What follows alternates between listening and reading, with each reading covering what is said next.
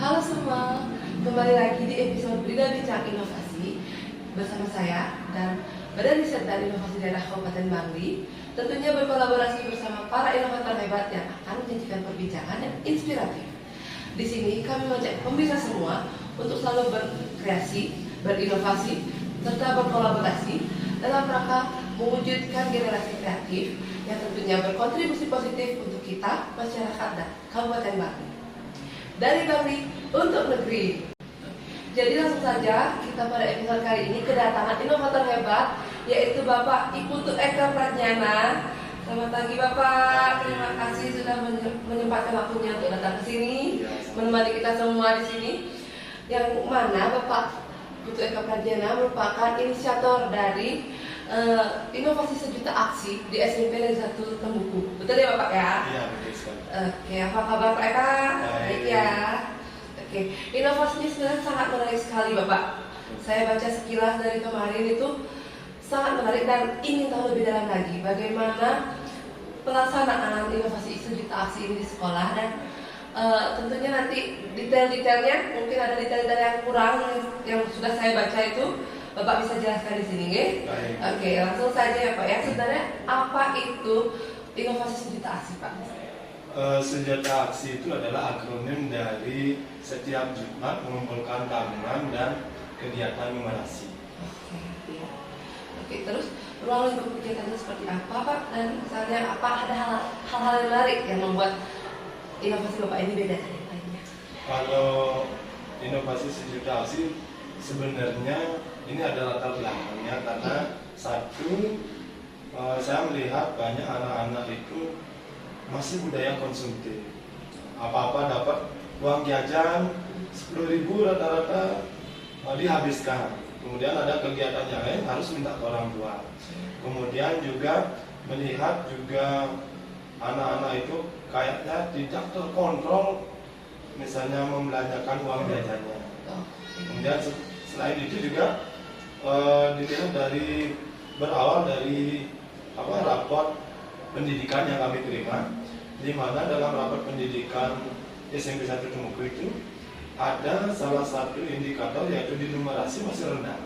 Sehingga ini yang kita jadikan sebuah inovasi bagaimana caranya satu anak-anak bisa mengelola keuangannya dengan baik dan bijak, kemudian nanti bisa juga meningkatkan numerasi. Rasanya ini nyambung antara menabung dengan kegiatan numerasi, sehingga itu yang dijadikan satu. Oke, jadi benar-benar bisa dilaksanakan di kehidupan sehari-hari ya Pak ya. Tujuannya sebenarnya tujuan utama dan tujuan yang ingin dicapai dari program ini Pak, apa Pak? Satu, menekan budaya konsumtif dari anak-anak. Kemudian yang kedua, tentu saja nanti ketika tamat anak-anak dari SMP minimal ada bekal untuk ketika nanti mau masuk ke SMA biasanya kan ada uang kemudian pakaian. Kemudian dari segi numerasinya meningkatkan pemahaman numerasi siswa, sehingga tidak lagi nanti anak-anak tamat dari SMP 1 nggak tahu nanti bulanan Iya betul. Oke, bagus sekali Pak. Dan sebenarnya bagaimana prosedur pelaksanaannya Pak dari awal, dari perencanaan itu? Apakah ada hambatan, terus tantangannya bagaimana dan bagaimana Pak menyikapinya? Ada 3 tahapan. Yang pertama dari perencanaan, kita memang merencanakan satu dasarnya adalah melihat kebiasaan anak-anak itu yang terlalu bolos menurut dia. Kemudian di akhir tahun kegiatan mereka agak kesulitan mau ikut pelepasan, kemudian ada masuk juga ke SMA memerlukan biaya juga agak ada yang keberatan ya. Kemudian melihat fenomena seperti itu, kemudian dilihat juga dari raport pendidikan yang kami terima memang numerasinya kurang gitu. Masih merah gitu sebetulnya. Sehingga kita berpikir gimana caranya membuat inovasi baru. Kebetulan juga Brida memotivasi di situ. Sehingga kami lebih semangat lagi untuk membuat sebuah inovasi. Sehingga terlahirlah program numerasi yang awalnya adalah sejuta, kemudian berkembang menjadi sejuta aksi karena di situ saling berhubungan. Selanjutnya yang rapatkan rapat internal kecil bersama Waka dan guru matematika yang dilibatkan.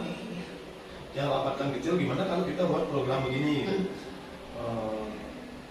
ada banyak tanggapan. Kadang-kadang di awal mungkin ada rasa pesimis, bisa apa enggak jalan. Tetapi dia punya komitmen, segala sesuatu kalau memang didasari dengan niat yang baik pasti akan bisa berjalan dengan baik. Sehingga pada tanggal, kalau tidak salah tanggal 7 Juli dia rapatkan seluruh guru dan pegawai. Kebetulan di situ ada pembagian tugas yang sampaikan ke teman-teman, kemudian mendapat tanggapan positif, kemudian didukung oleh terutama teman, sebagian besar mendukung. Kemudian kita cobakan besoknya ke anak-anak, gimana responnya. Awalnya memang kaget anak-anak. Oh, saya disuruh menghitung ini.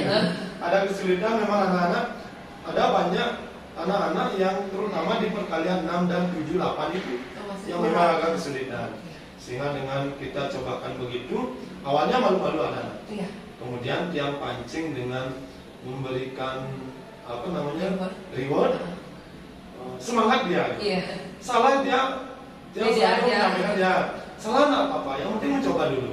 Akhirnya berani mencoba, kemudian di terakhir ada rewardnya, tambah semangat lagi. Jadi semangat jadi anak-anak untuk mengikuti kegiatan numerasi. Karena uji coba 2 minggu ini dia rasa anak-anak ada sedikit perubahan semangat dalam artian kenumerasinya, termasuk juga menabungnya.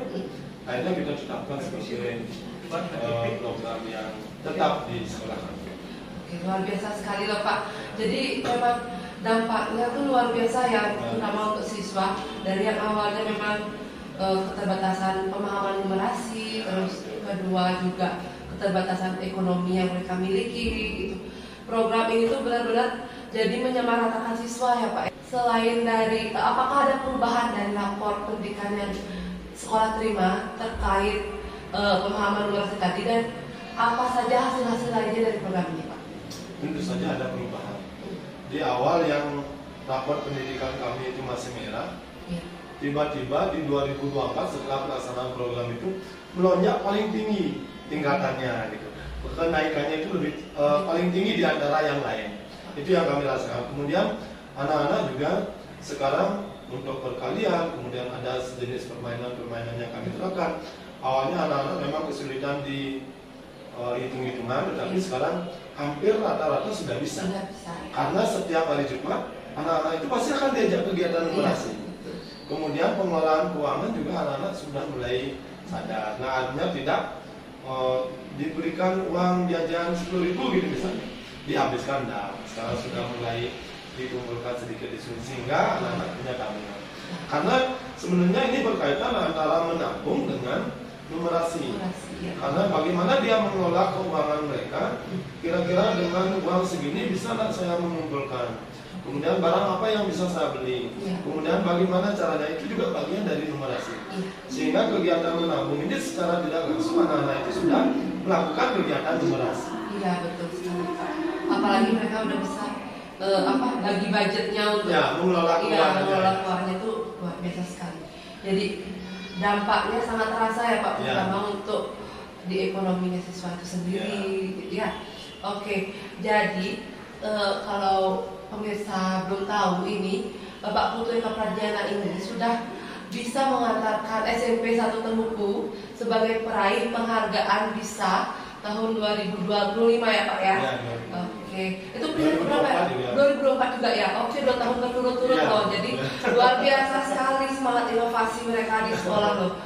Patut contoh untuk perangkat daerah dan unit kerja lainnya sebenarnya Pak ya. Semoga melalui podcast ini kita bisa menebarkan semangat inovasi itu ya Pak ya. Oke, jadi ini sebenarnya udah masuk ke sisi penutup Pak. Karena pertanyaan-pertanyaannya sudah semua jelas, karena jawabannya sudah sangat jelas sekali. Dan selanjutnya, apa rencana Bapak untuk mengembangkan dan memberdayakan inovasi di sekolah Bapak sendiri? Satu, yang pertama konsisten melaksanakan kegiatan itu. Kemudian ada evaluasi. Setelah kita evaluasi, kemudian tiap bulan di rapat rutin itu selalu kita adakan evaluasi dan tindak lanjutnya. Ketika menemukan permasalahan, apa yang kira-kira bisa kita benahi dari program itu. Sehingga program-program yang kami miliki, kebetulan sekolah kami ada skill program, salah satunya adalah sejuta aksi. Semua konsisten bisa kita lakukan. Karena kami berpikiran, niat kami, kalau kita memang memutuskan untuk membuat sebuah program, itu wajib harus kita lakukan secara sungguh-sungguh. Kemudian bagaimana caranya agar program ini tidak istilahnya anak-anak ya setiap bulan itu harus dievaluasi, sehingga kekurangan dan kelemahan itu bisa diperbaiki pada saat di rapat rutin tiap bulanan itu, sehingga bisa sampai saat ini bisa eksis.